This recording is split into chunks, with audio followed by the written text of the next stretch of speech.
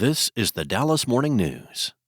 It's Monday, October 27th. Mostly sunny and nice today with a high of 79. Clouds will move in this evening with an overnight low of 64. Here are today's headlines. Tatsu and Hiroko Sakaguchi sat in silence as they made the 3.5-hour drive from Dallas to Houston last November. They did not eat or talk.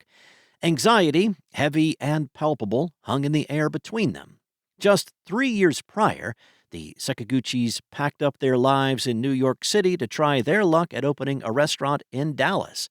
They did not know if the high-end Edomae sushi chef Tatsu dedicated his career to would resonate in a city smitten with beef. In May 2022, they opened Tatsu Dallas, a 10-seat omakase restaurant on the outskirts of Deep Ellum, and hoped for the best.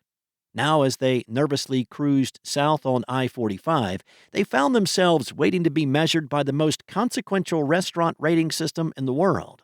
With an invitation to the inaugural awards ceremony for the Michelin Guide Texas in hand, they stood knowingly on the precipice of irrevocable change. On a stage in a Houston ballroom, Michelin announcers slowly and alphabetically listed the Texas restaurant's awarded stars. In the audience, Hiroko, with her brows furrowed, clutched her hands under her chin. Tatsu held up his phone to record just in case. When they were awarded a Michelin star, Hiroko shook and cried. Tatsu, grinning wide, picked his cream-colored cowboy hat up off his lap and placed it on his head. Arm in arm, the couple walked to the stage to accept the award that had consumed every inch of their headspace over the months leading up to that moment. They were flooded with relief, but also with disbelief and the realization the life they built in Dallas would never be the same. Having spent years making names for themselves in New York's stiffly competitive and Michelin star-heavy restaurant scene, the Sakaguchis knew exactly what receiving a star would mean for their business and their personal lives. Tatsu said, "We were freed from the chains of anxiety when we left New York, but that's all come back." In the years since Tatsu Dallas became the first and currently only North Texas restaurant to receive a star, Michelin has loomed like a shadow in the background of daily life for Tatsu and Hiroko, who oversees front-of-house operations for the restaurant. The pressure to perform at the highest level is ever present. In other news, the search for a stolen pickup carrying stoves and refrigerators led Dallas police last week to arrest 4 people who are accused of stealing several vehicles and dismantling them for parts, court records show. The suspects were arrested in connection with an auto theft ring where police believe the group was stealing vehicles, taking the parts, and then selling them, according to arrest warrant affidavits.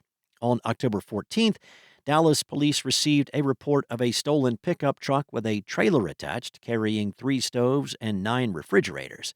On October 22nd, the Apple AirTag inside the stolen pickup started pinging in the backyard of an address in the 1100 block of Haymarket Road.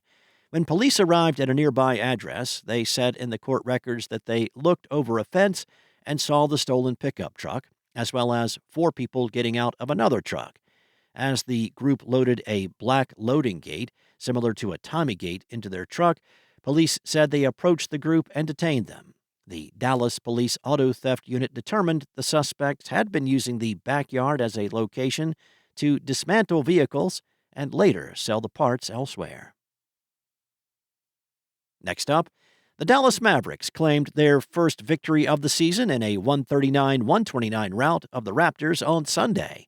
Rookie Cooper Flagg led the Mavericks with a career-high 22 points, along with 4 rebounds, 4 assists, and a block, his best statistical performance through his first 3 games. Nostalgia was the theme Sunday night as the Mavericks officially kicked off their celebration of their 45th anniversary season. An alternate court featuring the team's old-school cowboy hat logo set the stage, and the Mavericks debuted their green Classic Edition uniforms the franchise adopted during the 1980s. After a 2-game losing streak to start the season, the Mavericks are officially in the win column. The timing could not be better, with defending champion Oklahoma City Thunder coming to town Monday on the second night of a back-to-back. And if you thought pickleball was the hottest social sport in Dallas right now, It's time to learn about Padel. Or maybe it's Padel? Spelled Padel. Texans will likely pronounce the sport's name like paddle, though some in other parts of the country say it is Padel. Whatever you choose to call it, Dallas's first facility dedicated to the fast-growing racket sport is set to open in the Design District next year. Padel House will be a 24,000-square-foot warehouse with 6 Padel courts, a juice bar, an actual bar, and locker rooms. So, what is Padel, or paddle? Santiago Gomez, founder and CEO of Padel House, said it's the fastest-growing sport in the world, a claim largely backed up by news stories explaining a surge of interest in the sport. Padel is a doubles game played on a court smaller than tennis. Walls lining each court can be used strategically, meaning players can ricochet the ball off of them. Padel is inherently a social game because it's only played doubles, Gomez said. It will seem familiar to people who have played tennis, squash, or pickleball.